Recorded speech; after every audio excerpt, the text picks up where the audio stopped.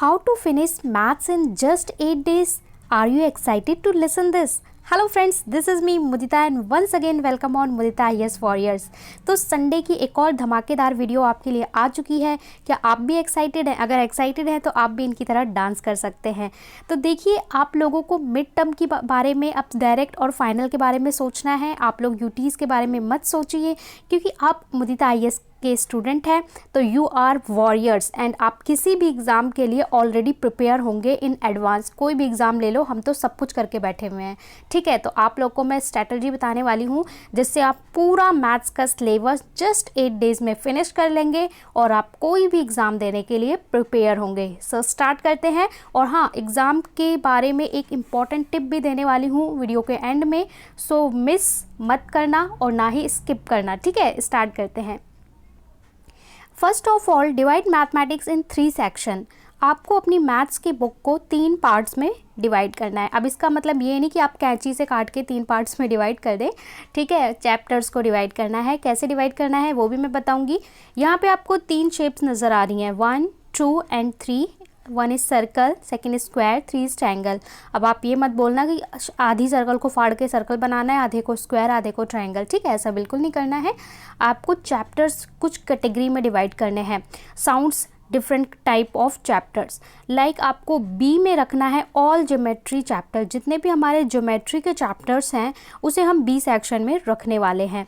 A section में हम रखने वाले हैं जितने भी हमारे रियल नंबर और जो हमारा नंबर सिस्टम से रिलेटेड चैप्टर हैं वो हमारा ए सेक्शन में रहेगा। और सी सेक्शन में हमारा स्टैट्स का चैप्टर रहने वाला है। अब इसको कैसे कैसे करना है, देखिए ऑलरेडी आपका 30% जो सिलेबस है वो ऑलरेडी रिड्यूस हो चुका है। जो मेजर सेक्शंस पार्ट्स हैं वो हट चुके हैं हर चैप्टर में से। तो अब आप इतने को आपको कैसे करना है, उसके लिए मैंने आपके लिए एक मास्टर प्लान तैयार किया है। तो चलते हैं उस प्लान की ओर। ये है आपका प्लान गाइज। ठीक है, this is a master plan. तो इसको ऐसे हल्के में मत लेना। अगर आप इसे फॉलो करते हैं तो you will be the master और आप दूसरे को भी तैयार करवा सकते हैं। ठीक है, जब बच्चे रो रहे होंगे एग्ज़ाम में तो आप उनकी हेल्प कर सकते हैं।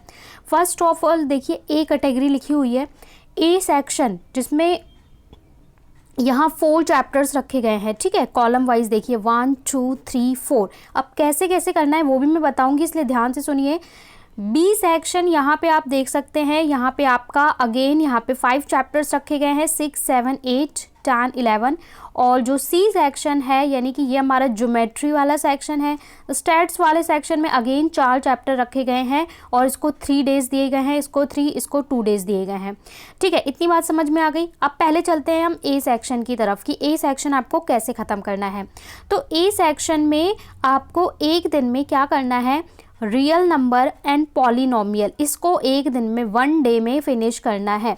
देखिए, जो रियल नंबर है फर्स्ट चैप्टर, इसमें बहुत ज़्यादा कुछ करना नहीं है। रियल नंबर में आपको p/q की फॉर्म में एक्सप्रेस करना आना चाहिए। फाइंड रैशनल नंबर फाइंड करना बिटवीन 2 पॉइंट्स, 2 नंबर के बीच में रैशनल नंबर निकालना, p/q की फॉर्म में लिखना। इसके अलावा आइडेंटिटीज़ वाले जो क्वेश्चन हैं और कुछ हमारा फॉर्मूला बेस्ड a+b का होल स्क्वायर, a+b a-b जो लास्ट एक्सरसाइज है वो करनी है। That's it. ये आपका मैं बताऊं तो एक दिन में कुछ घंटों में भी हो सकता है। पॉलिनोमियल को आप थोड़ा टाइम दे सकते हो क्योंकि यहाँ पे आपको px और जो पॉलिनोमियल की वैल्यूज़ फाइंड करनी है वो करना आना चाहिए। अगर आपको पॉलिनोमियल को डिवाइड करना आता है और फैक्टराइज करना आता है तो बस इस चैप्टर में ख़त्म, और कुछ नहीं है। इसलिए एक दिन में आप इन 2 चैप्टर को निपटा लोगे। मोटे मोटे क्वेश्चन करने हैं, फालतू के क्वेश्चन नहीं करने हैं। कौन से क्वेश्चन करने हैं वो भी मैं बताऊँगी। ठीक है, आगे चलकर नेक्स्ट वीडियो में, यहाँ पर हम उसकी बात नहीं करेंगे।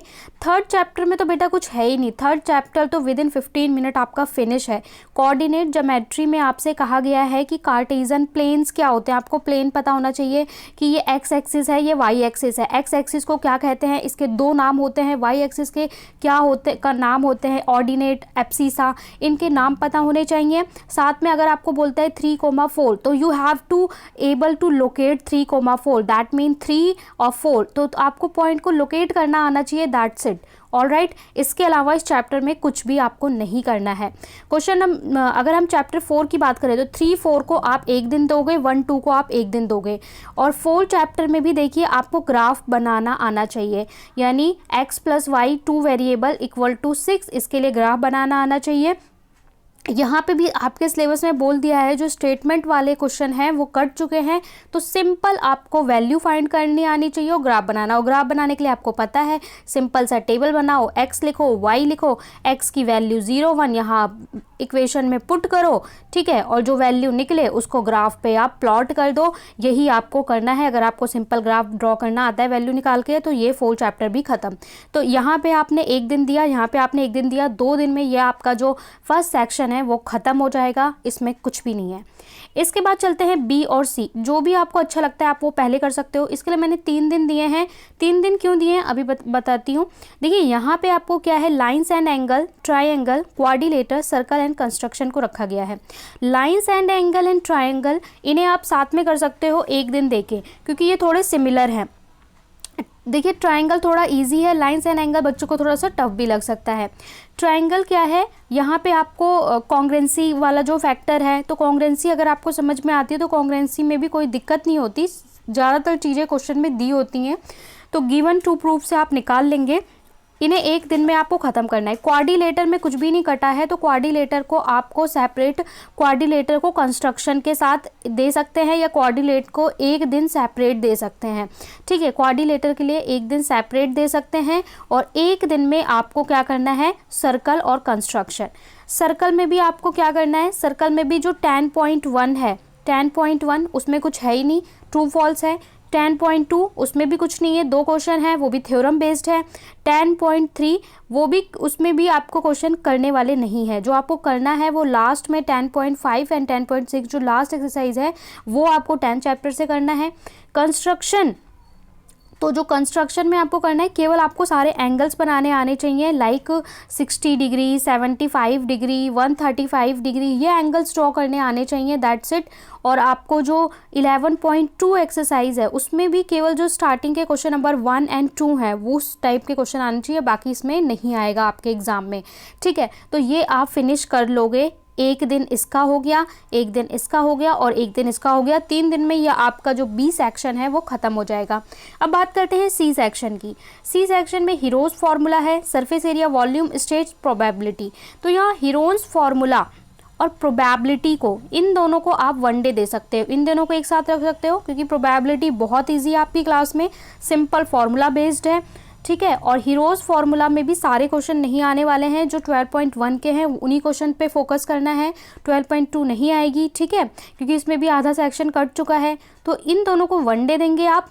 इसके बाद स्टैट्स को आप एक दिन दे सकते हैं और एक दिन आप पूरा देंगे dedicated surface area and volume, बल्कि सरफेस एरिया एंड वॉल्यूम दोनों दिन आप करेंगे, स्टैट्स वाले दिन भी। तो 2 दिन में आप स्टैट्स और सरफेस एरिया एंड वॉल्यूम ख़त्म कर सकते हैं, क्योंकि सरफेस एरिया एंड वॉल्यूम जो है उसमें आपको फॉर्मूला करना है और सारे एक्सरसाइज अच्छे से करनी है, क्योंकि अकेले इस चैप्टर में से अराउंड 10 मार्क के क्वेश्चन आ जाते हैं, तो इस चैप्टर को आपको सेपरेट टाइम देना है। तो इस तरीके से विद इन 8 डेज़, अगर आप 8 डेज़ पूरा मैथ्स को डेडिकेट करते हैं, ठीक है, जब आप थक जाएँ तो साथ में हिंदी पढ़ सकते हैं, लेकिन इस 8 डेज़ में पूरा आप मैथ्स को फिनिश कर लेंगे और you get the maximum mark.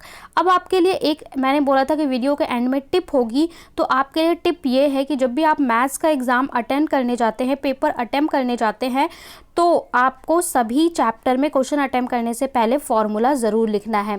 अगर 1 मार्क का क्वेश्चन कर रहे हैं तो उसमें डायरेक्ट सॉल्व कर सकते हैं, लेकिन 2 मार्क, 3 मार्क, 4 मार्क के क्वेश्चन में you have to write formula first. आप हर क्वेश्चन में फार्मूला लिखेंगे और जो ज्योमेट्री के क्वेश्चंस हैं, जितने भी ज्योमेट्री के क्वेश्चंस करेंगे उसमें given, to prove and diagram बना देंगे। तो अगर 3 मार्क का क्वेश्चन है तो 1 मार्क आपको दिया जाएगा, भले आपको उस क्वेश्चन में कुछ भी नहीं आता, लेकिन आपने गिवन, टू प्रूव, डायग्राम बना दिया, फिर भी आपको इस तरीके से हर क्वेश्चन में 1 मार्क मिल जाएगा। तो ये आपकी टिप थी। इस तरीके से अगर आप क्वेश्चन ना छोड़कर सब क्वेश्चन को कुछ कुछ अटेम्प्ट करते हैं और फॉर्मूला लिख देते हैं, तो आप देखेंगे आपके 15 से 20 मार्क्स एक्स्ट्रा बढ़ जाएंगे। तो ये एडवांस और स्मार्ट टिप थी कि करने के साथ आपको ये भी करना है। सो कैसा लगा आपको ये master plan to complete mathematics in just 8 days. और साथ में आपको वीडियो को लाइक, शेयर, सब्सक्राइब और कमेंट भी ज़रूर करना है, ठीक है। ये आप पढ़ लेना, इतने समझदार हैं। क्योंकि अगर आप और भी इंटरेस्टिंग वीडियोस चाहते हैं तो आपको सब्सक्राइब और कमेंट ज़रूर करना है, क्योंकि साथ साथ में ये जो सिलेबस का स्ट्रेटजी बताया है उसके लिए इंपॉर्टेंट क्वेश्चंस भी मैं ज़रूर बताऊँगी। Bye bye.